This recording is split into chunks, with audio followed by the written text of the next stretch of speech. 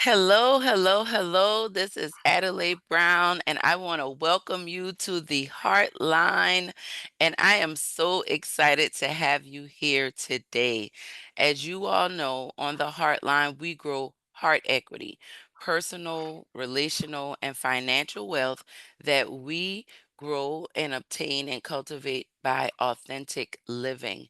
I am so excited about our guest today because she is one of the, I guess you can say, gardeners. When we think about growing heart equity, she definitely is one that can help us take care of the investments that we're making into our hearts and our lives and the world around us. This is Mental Health Awareness Month. It's Lupus Awareness Month. I'm honoring my mother this month due to Mother's Day and her birthday. So, this guest today, I feel like, can touch on so many of these topics and a whole lot more. I'm so excited to invite my friend, Mrs. Samantha Aguiles. And I'm just so excited to have her here today on the Heartline. So, Samantha, welcome, welcome, welcome. Yes, thank you. I'm excited to be here.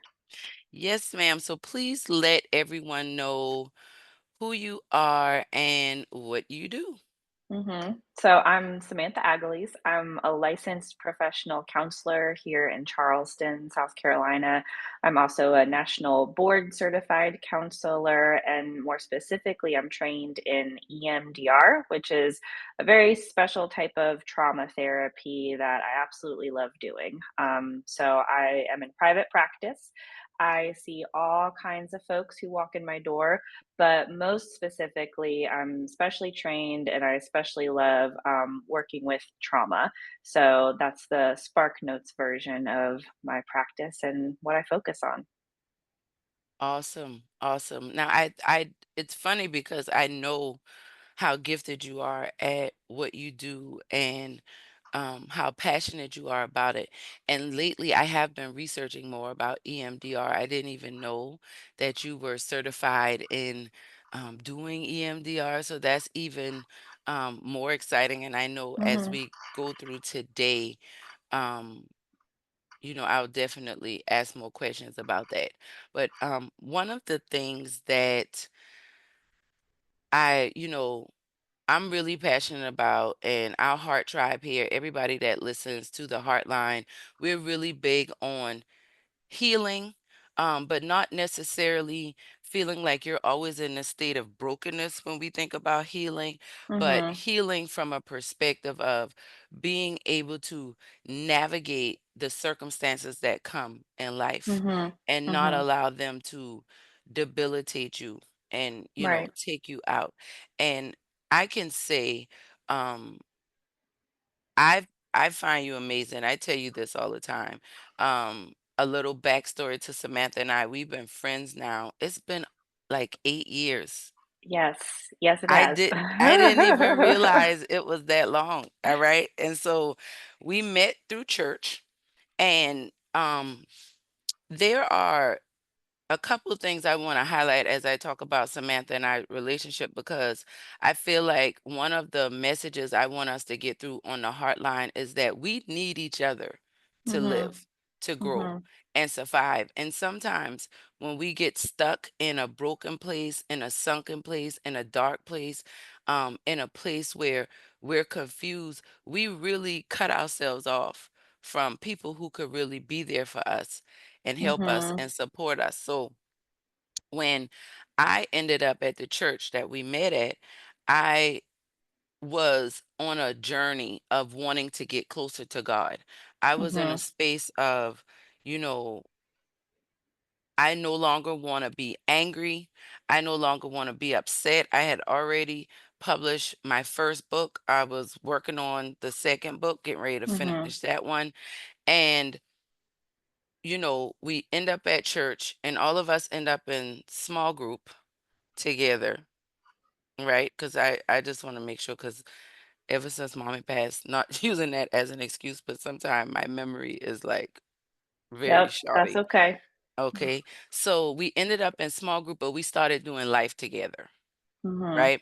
We started doing life together. And one of the things that I always appreciated about you and I was I was always raised, love everybody, treat everybody well. But I feel like when we connected with you, when we met you at Laundry Matters, right? Correct Mhm. name? Just Yep, want to make yep. sure. When we Yes. met you at the laundromat on the east side, it's like I was like the first time I met you, I was like, this is my friend. Like this is gonna be my friend. Like I just knew it was just something about you. It was something different about you. And like I honestly I feel like God brought you and Lauren and Rachel and Kelly and like the families, like all of us together in that season because I had just come out of like a tumultuous fight with politics and just systemic issues in the community with Mhm. racism and prejudice with Murray Lassane, and then coming into this environment, and it was like God put all of us together to like nurture each other and to heal each other. And then in our world, it was like a lot of tension. Trump had just Mhm. been nominated president the first time, and it was just a lot of things going on. And I think about when we met at Laundry Matters and Yolanda and I was just like, this girl is different. Like, she is genuine. Like, and it wasn't about white or black, it was Mhm. about human beings, and Mhm. it was about kindred spirits and the love of Christ. And I know I'm kind of jumping all over the place. And this is kind of taking me right now. My spirit's kind of taking me in a whole nother direction I That's didn't really okay. think I was going. But I feel like it speaks to the message of what I'm talking about. It just Mhm. speaks to why we need to heal and why we need to grow. Mhm. Because you've been my friend and you've shown up in ways and we've been there for each other. And I remember when you were going into doing your hours to get your certification and everything. Um, and you're so good at what you do, but you live it. Mhm. And that's just one of the reasons why I wanted you on here. And I just getting a little emotional because I really do appreciate you. And I knew that I didn't realize that much until I got on Mhm. right now. Yeah. Yeah. Well, let you talk and share. Yeah. Well, I think one of the pieces you're saying that stands out is you can find that community in really unexpected places. Church was possibly an unexpected place for you to be at that time in 2017, 2018, whenever that was. That particular laundromat was an unexpected place for me to be at that time.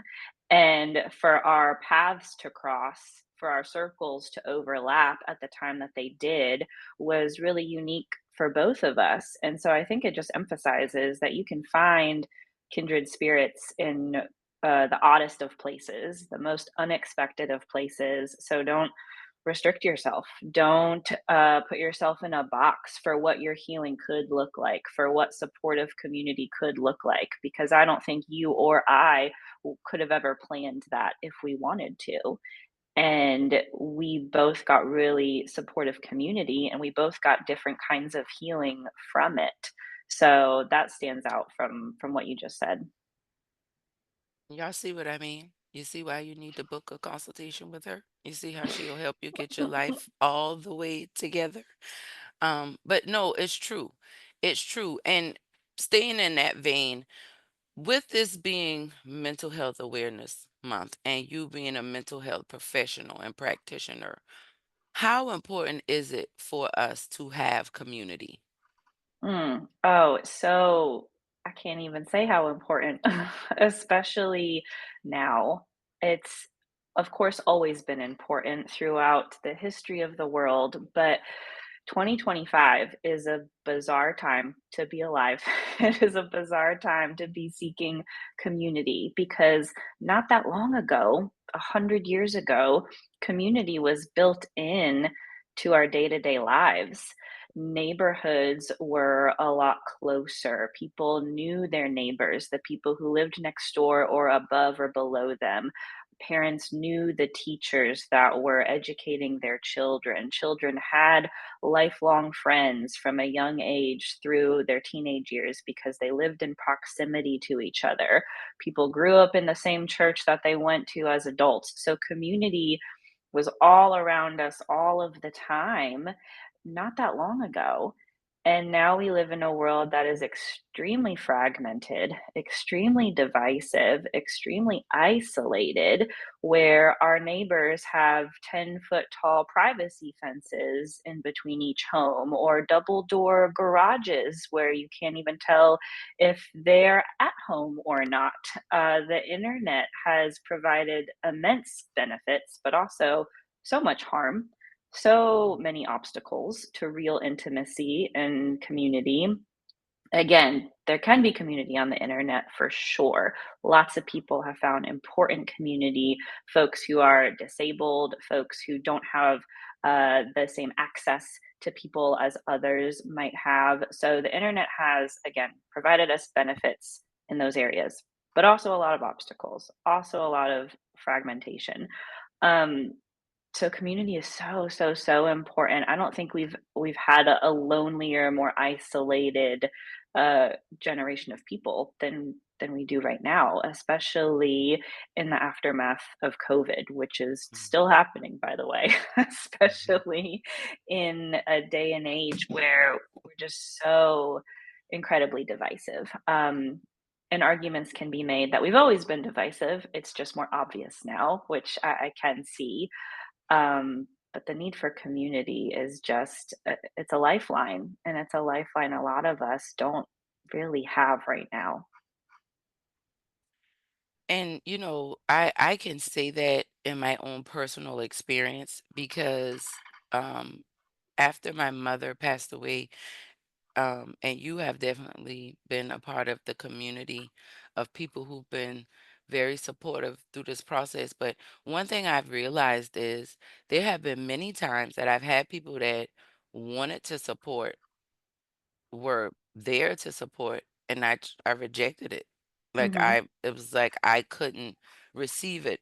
Though I wanted it, it was a struggle to be able to receive that in that time. Why do you can you speak anything to that? I know that a lot of people, um being a coach, being a life coach, I talk to a lot of people who struggle with trusting people with their feelings, trusting people Yes. with their stories and their experiences. Mhm. And I understand that. So I'm talking about that, but on a deeper level, what about when you know people love you and they're there for Mhm. you, to care for you and support you, but you still push them away? What is that? What do you think that is about? Mhm. Yeah. Well, you kind of touched on it, which is to say it's incredibly vulnerable. It is such a raw experience to be in need in that way. It's such a fragile state to be in, walking through the death of a loved one, or walking through a terminal illness, or walking through any type of suffering where others want to support you.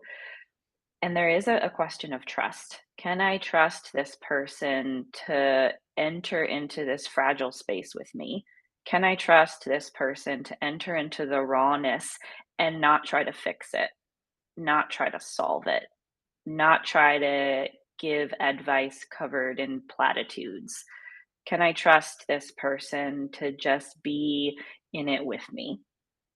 And that's a real question, and it's a real question that a lot of people, don't pass. And so it makes sense that you would, bar some folks from entering that space with you. It's a really difficult discernment to have when Mhm. you're in a place of suffering, knowing who to let in and knowing who to just say no to for the moment. And I don't think all of that is necessarily pushing people away. I believe that you did say yes to certain individuals and certain community. You didn't say no to everyone. And Mhm. so as long as you're saying yes to somebody, that's the important piece. But it's expected that you would probably say no to more people. Mm.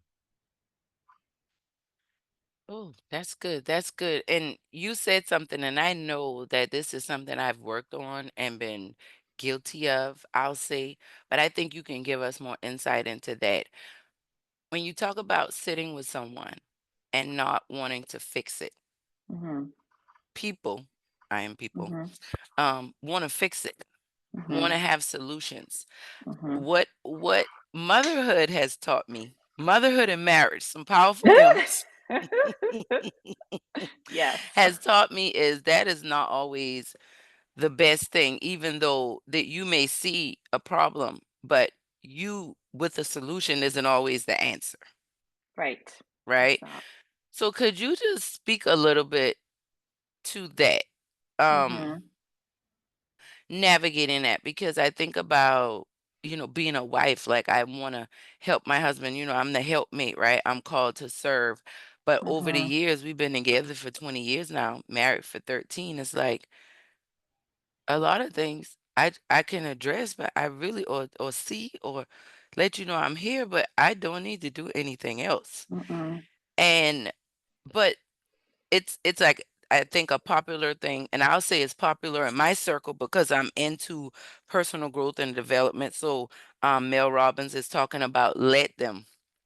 It's Yes. let them theory. And I think she got it from somebody else and kind of credits them, but I haven't researched that. But Jesus in his teachings they had the let them theory. I Mhm. feel like is the foundation of this.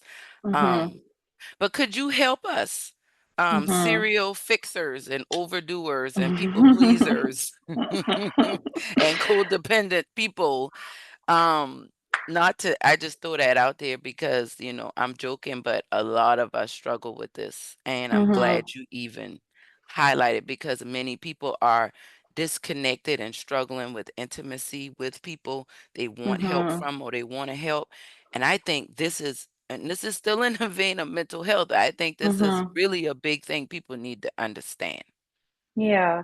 Well, a few things come to mind. First, if you find yourself wanting to fix or solve, uh, let's take grief, for example, because it's an example that you brought up earlier. If Mhm. I enter the space of grief with a dear friend who's mourning, and if I go into problem solving mode or fixing mode, that implies that the person's grief is a problem or that the Mm. person's grief is wrong or that it's bad in some way. I may never say that. The other person may never even hear that. But the undertone of my fixing and my solving implies that something is wrong and it needs to be fixed. There is a problem at hand. Your grief is a problem that needs to be handled. And that is not what grief is. And that is not what weeping or lamenting is. That is not what mourning is. And if I'm fixing or solving something like grief, that implies that I'm more uncomfortable with it. I don't like the mourning that's happening. I don't like the discomfort of the death or the lamenting or the sorrow that I see. So I want to fix it because I'm uncomfortable.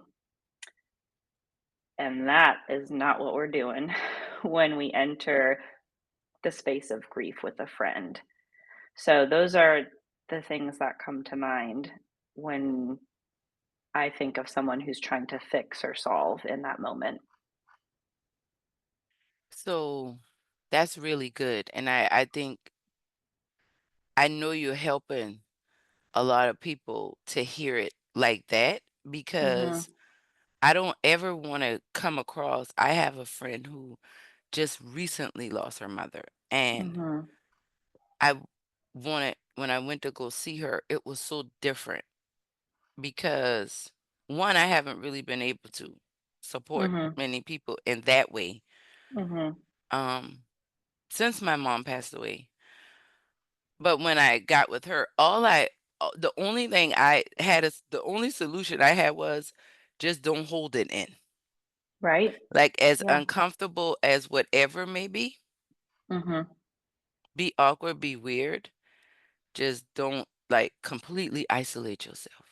Right. and she appreciated that. But to what you said, I didn't have anything else.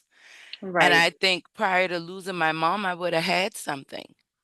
But Mm, I think a lot of that would just be acknowledging the discomfort that we feel when we see people we love going through things that we feel helpless to. right. And I just want to highlight this to those that are listening.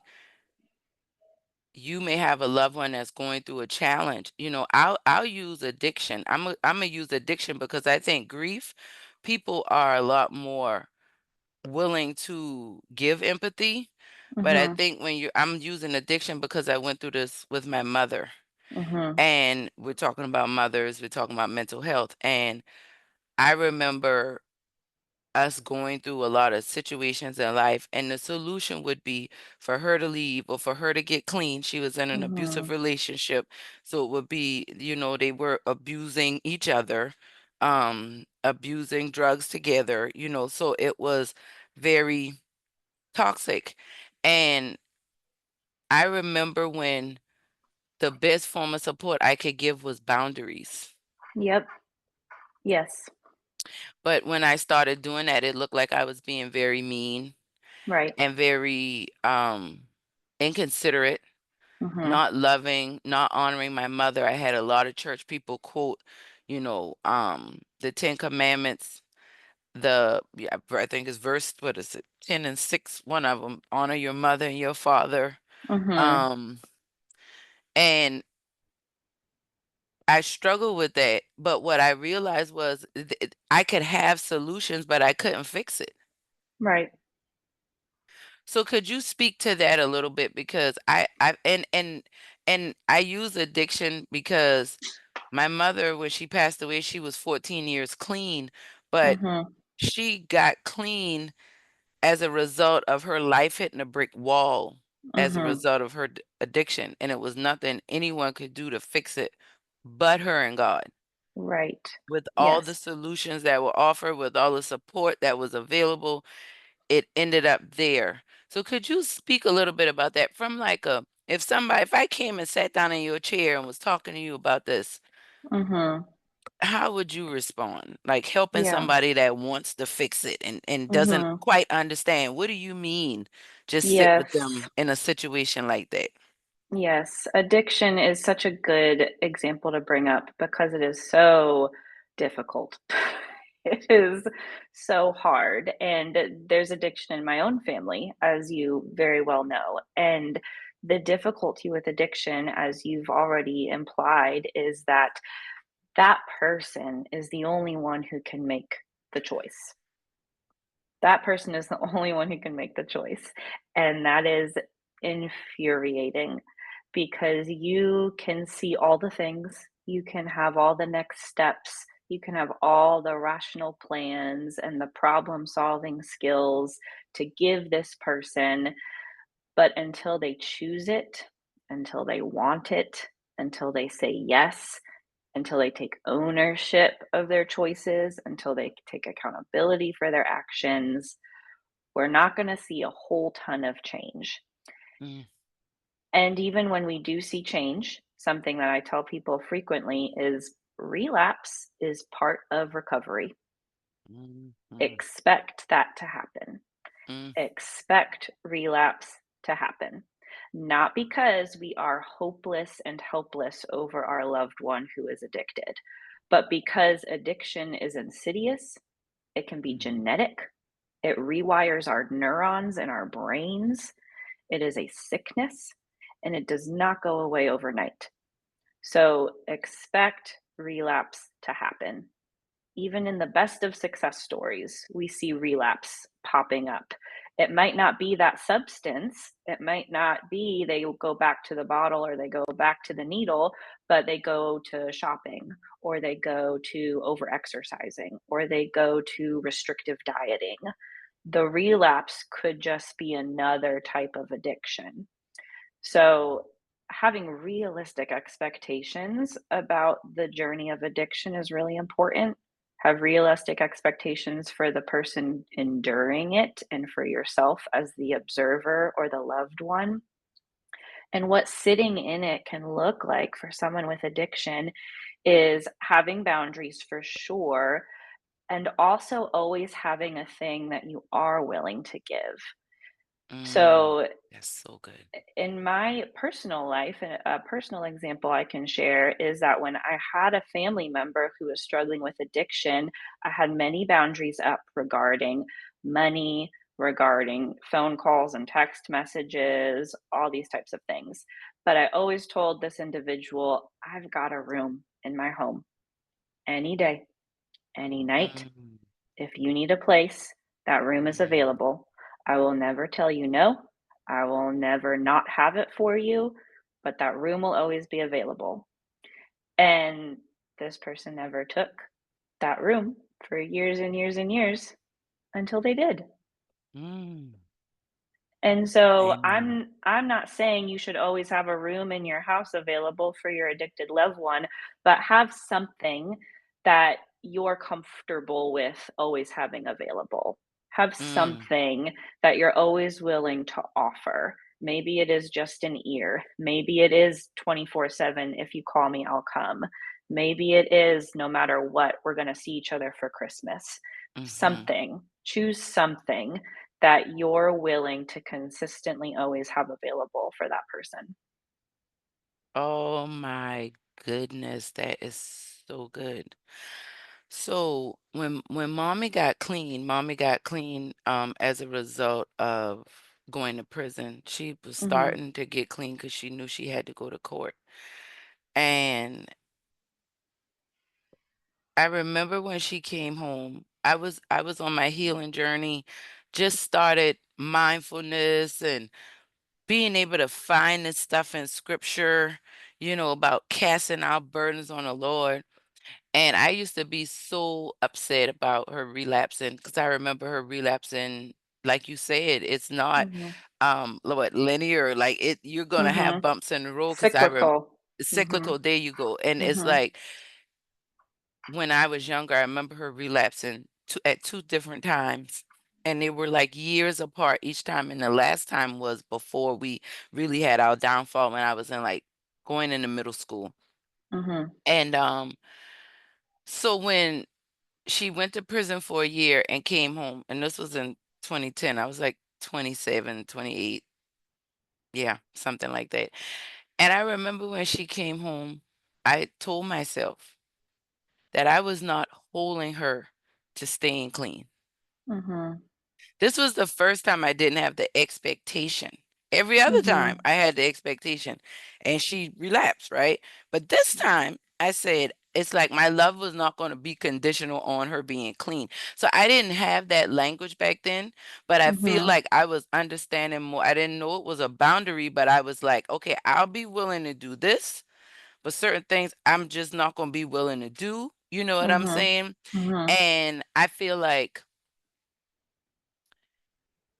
you saying that is going to help a lot of people mhm. because it hurts to see your loved ones go through things, Yes. especially for people who are wired to fix it.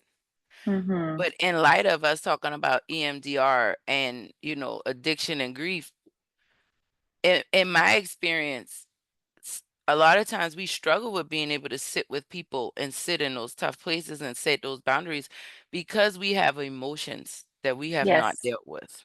Yep, absolutely. And a lot of people think that expressing emotions is a weakness. They think that it is pointless. Mhm, They think that, tears are a sign of weakness. And you were one of the people that kind of we were talking about this and you told me about that study talking about the power of tears and things like that. mhm, mhm, And Um, so could you speak a little bit to why someone may struggle? Like thank you so much for highlighting that because I've lived what you just said, like, and I've lived that having those boundaries. When my mother passed away, she'd been clean for 14 years. mhm. But she said it was because she got tired of getting high Yes. and she was never going to stop. She was Yeah. very clear about that. She was never going to stop Mhm. until she got tired. But I had to start working on me Right. to even be able to establish that Mhm. boundary and that tone in our relationship.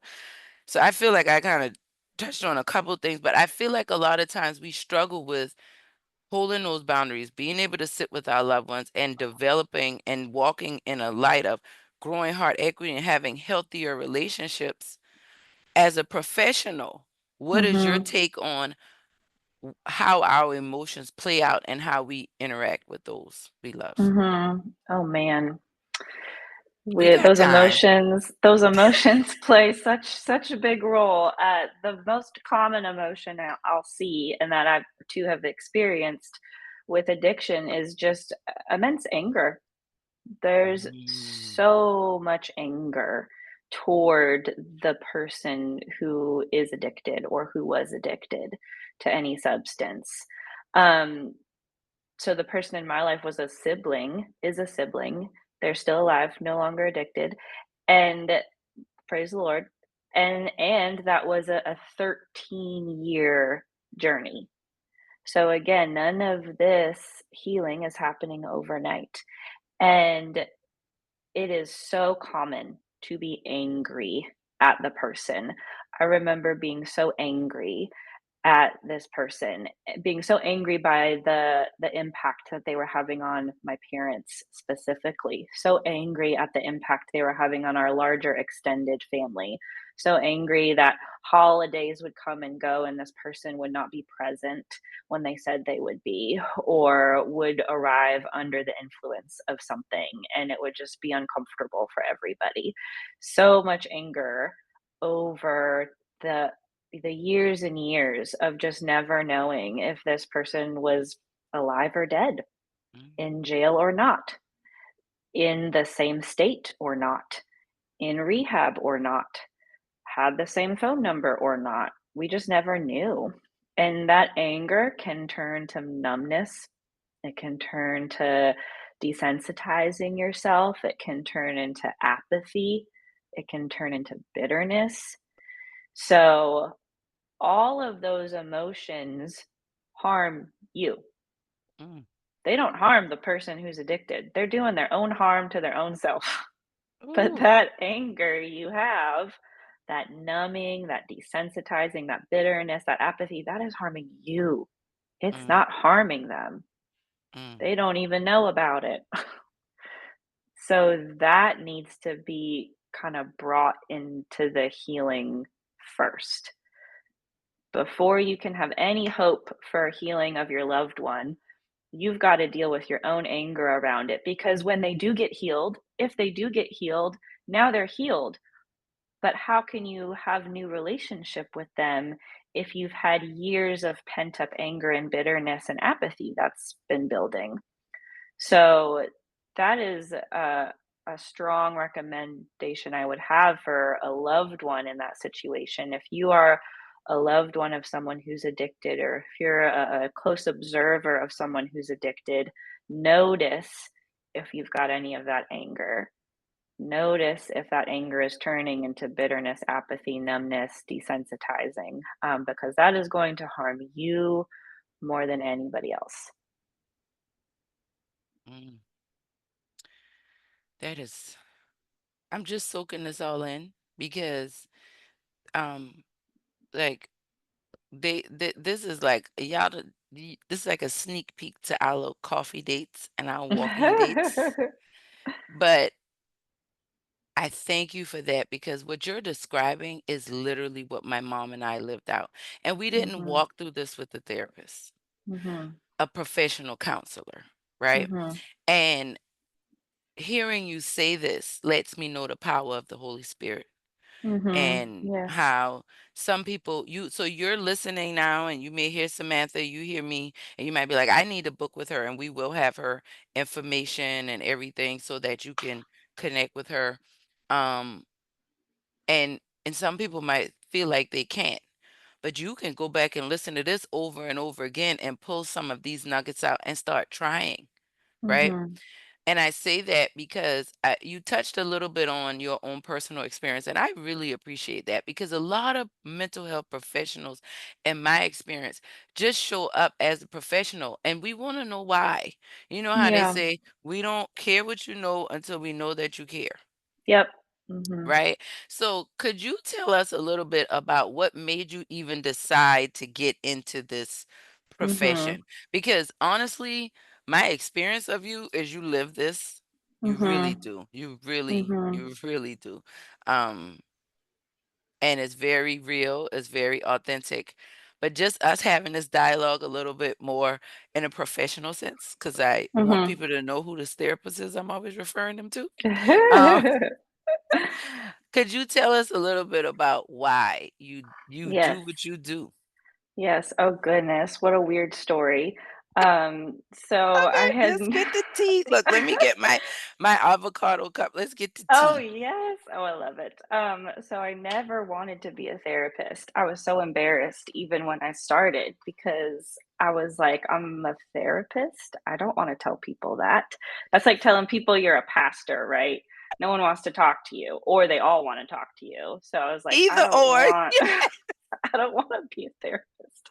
But in my young adult life, I had actually started working in the nonprofit world, as you know, and as we met during that time. So, in my mid 20s, I was the director of a nonprofit in downtown Charleston that focused on asset based community development in the East Side, and we did it from a faith-based perspective. So asset-based community development is a evidence-based concept. There's literature on it all over the place. It's where you take assets of a community, strengths of a community, you build up those strengths to empower local residents to initiate productive change.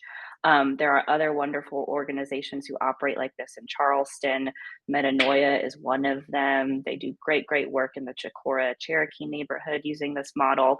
Um, so I lived in the East Side for many years, operating an organization that did asset based community development, which I also believe is the gospel. So Absolutely. that's what Yes. Jesus does. He finds our strengths, he knows our strengths, he uses those to empower us toward productive change.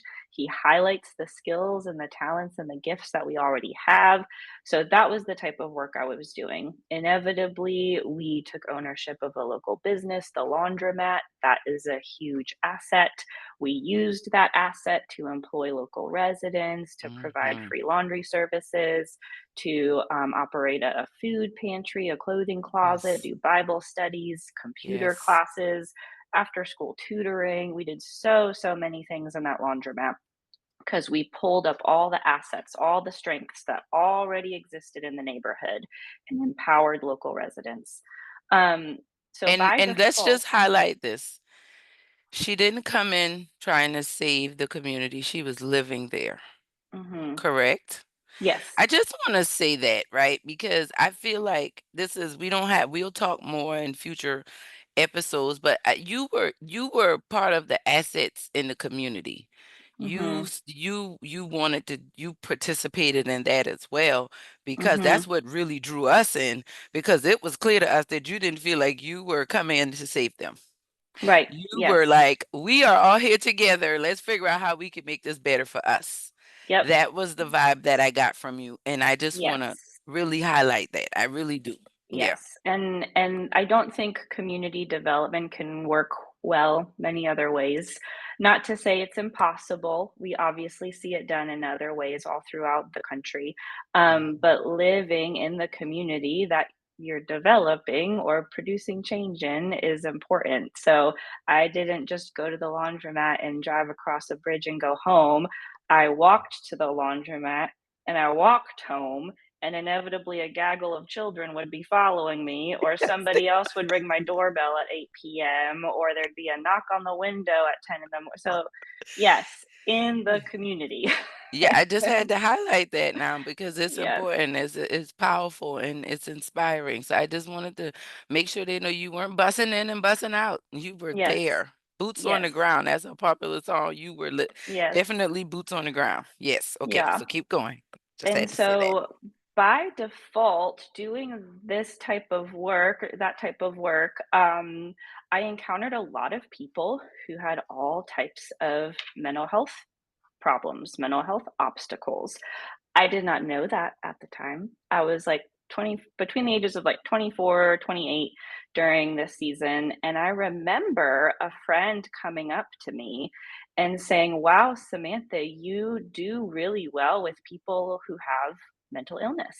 You do a lot of good work with people who have mental illness." And I remember being so offended. I was so aghast. I was like, "How dare How you could say you? Yes. that my friends all have mental illness?" What a rude thing to say. Truly, I was like offended. And I remember like being heated about it for a good bit. And I'm like going through my mind and I'm like, Robert is just a 45-year-old man who wears a superhero costume because he likes to. Like he likes Spider-Man. And I remember like going through some of the characters in the neighborhood who I would interact with frequently. And I was like, oh, okay. Maybe I can see where they're coming There's from. a pattern here. Right, there's Yeah. a pattern. So where I saw characters and quirkiness and just fun, unpredictable relationships with my neighbors, this friend saw mental Mental illness, illness. and I was so upset about it. Let me be clear, I'm not laughing at anyone, I'm not teasing anyone. I am Right. laughing at Samantha and the fact that she was unaware. We talk about awareness a lot. You Yes, were very unaware unaware, of completely unaware. what was going on because you were essentially just seeing them for who they were. Mhm. You didn't have any other judgment. You just were dealing with them on face value Yep. and you just didn't see the bigger picture at that time. So I'm Yes. laughing at her, Yes. what is it, naivety Yes, to the laughing at my whole, yeah, 24-year-old self. Yes, for yes, that's sure. it, yes. So then I started thinking, and I was like, oh man, I think my friend was right.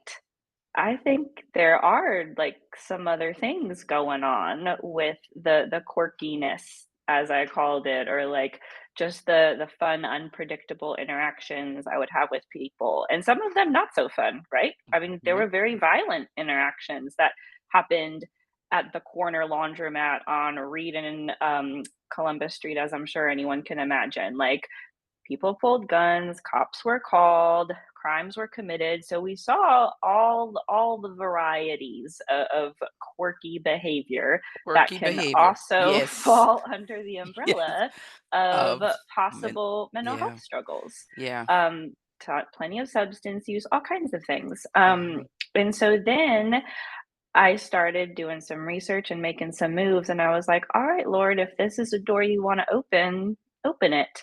And inevitably, I got into the master's program at the Citadel for clinical counseling. It was just night classes. I was like, "I'm not moving, and I'm not doing no expensive program. mm-mm, So it has to be at night. I work during the day. It's gotta be affordable, reasonable, you know, let's see what happens." And yeah. so got into the program, which by the way, I had taken never, nary a psychology class in my life. I took 0. What? So How you I make don't it need through college with because of your major? You didn't have to right. take it. So Wow. I majored in religious studies and sociology. I didn't take a single psychology class. No I would psychology. I would think that you would have to take a psychology class if you major in really? Nope. Wow, okay, Nope. got it, Nope. okay. So they just have you there's certain requirements to take X number of humanities Yeah, courses or got you, you're X right. number of social Yeah, sciences. you're So you right. can get away with not taking psychology because I was never interested. Not Yeah. interested in psychology. What am I'm not I don't want to be Why? a therapist. Yeah. So I took no psychology classes. I applied for this master's program at the Citadel.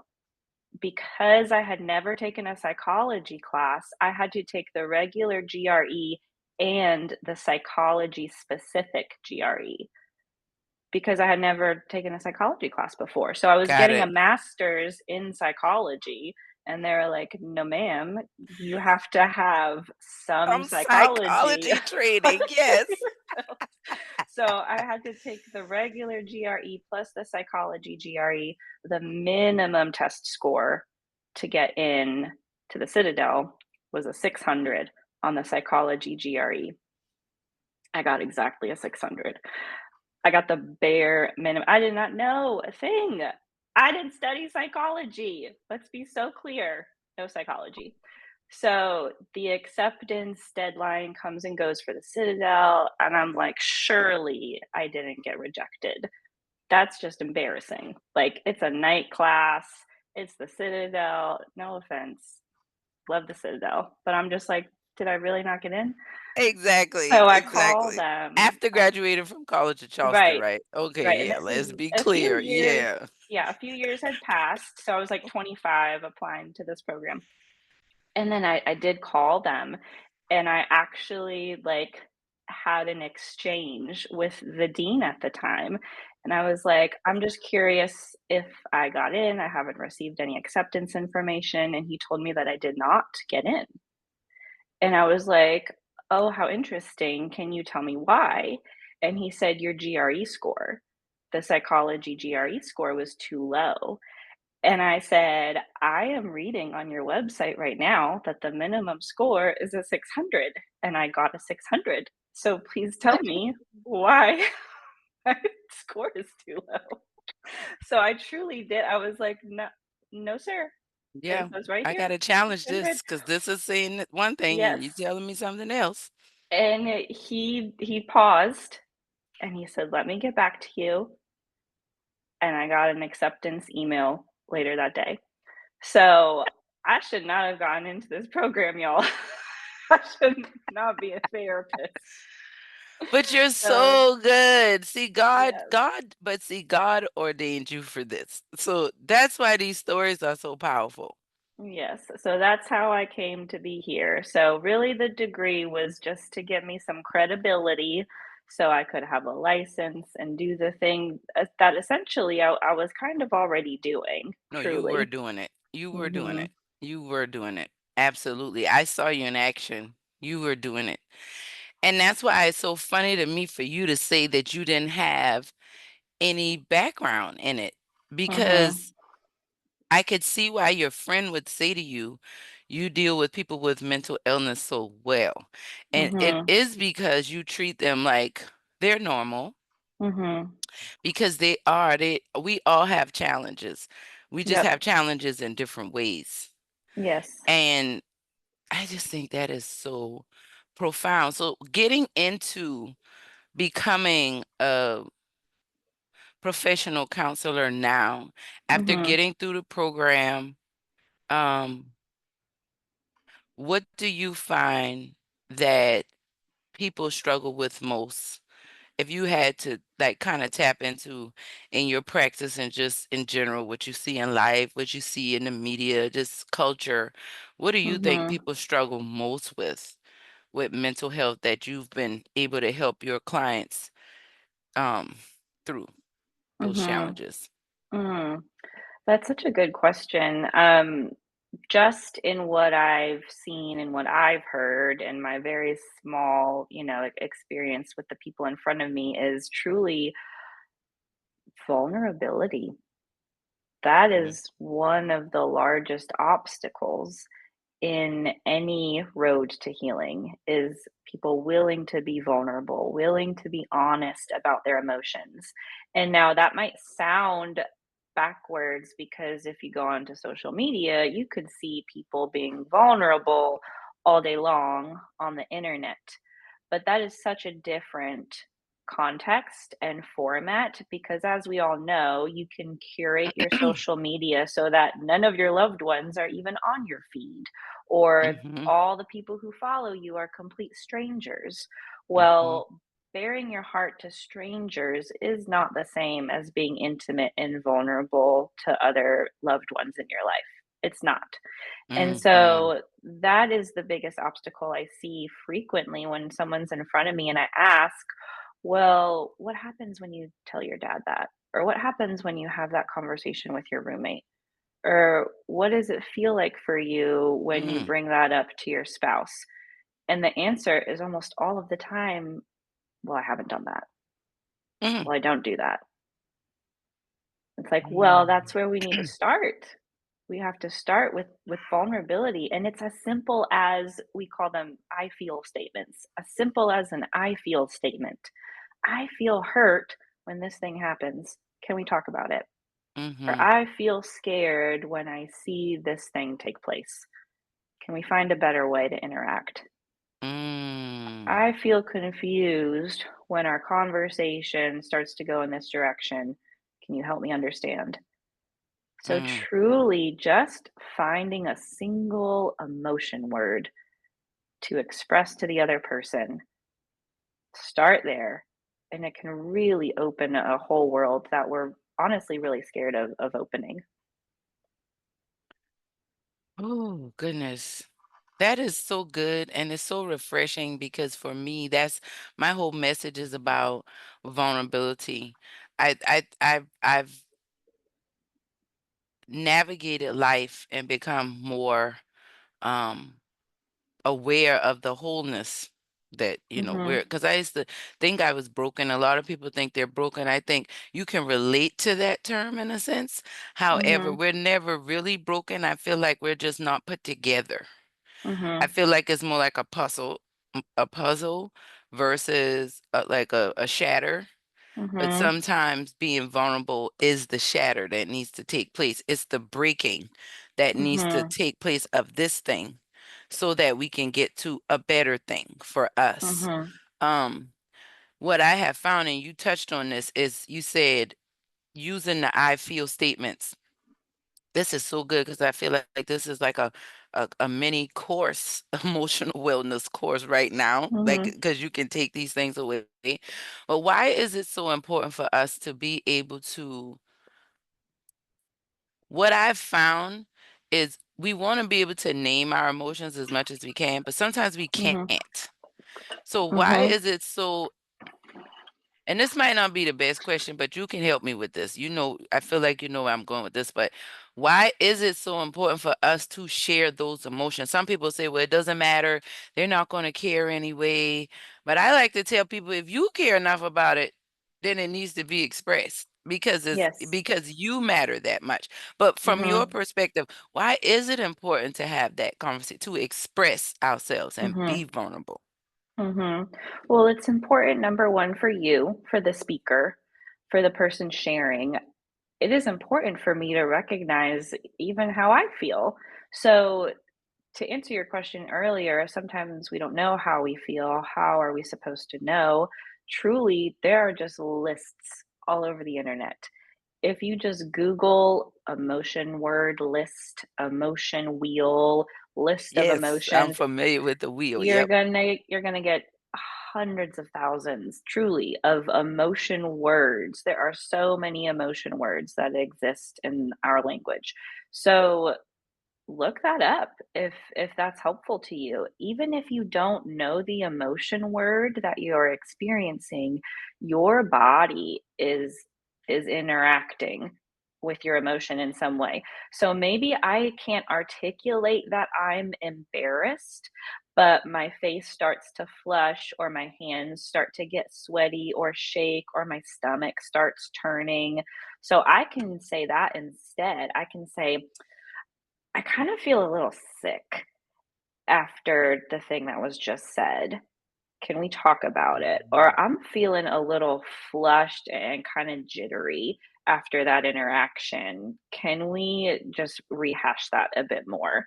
So, even if you don't know the emotion word, you can articulate what your body is saying. You can articulate the message your body is sending. And that's strong enough, even if you can't find the emotion word. But to answer why is it important? It's important so that you know what you feel, so that you can be aware and then start communicating it or resolving it or being curious about it. That's how you develop insight. It's how you develop intuition. It's how you develop knowledge about yourself. Know what you're feeling and where it's coming from. And then it's important to communicate it because No one can read your mind. So Mm. we need to communicate it so that we can build trust, build intimacy, and build vulnerability with one another. And however the listener interacts with your I feel statement will give you a lot of information about if they are trustworthy or not. It will give you a lot of information about the intimacy of that relationship. But you don't know until you try. You don't know until you start communicating.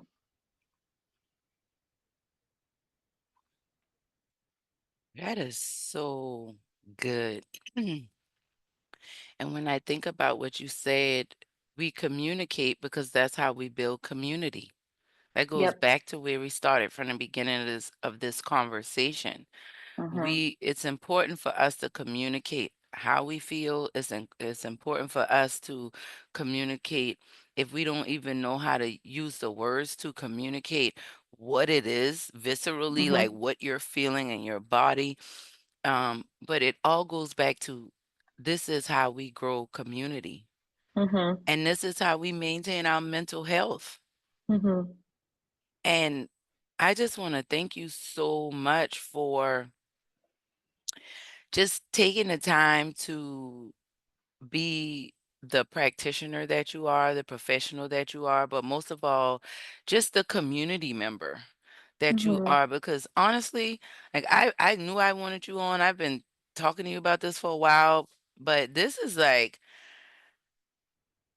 better than I could have imagined because I know for a fact there are going to be people listening to this that can take away some of these tangible tools and strategies that you've given them, and they can start to see their Mhm. lives change interaction by interaction because that's how we change our lives. That's how Mhm. we grow heart equity. Interaction by in one conversation, one thought being processed at a time, and we just Mhm. continue to see these things unfold.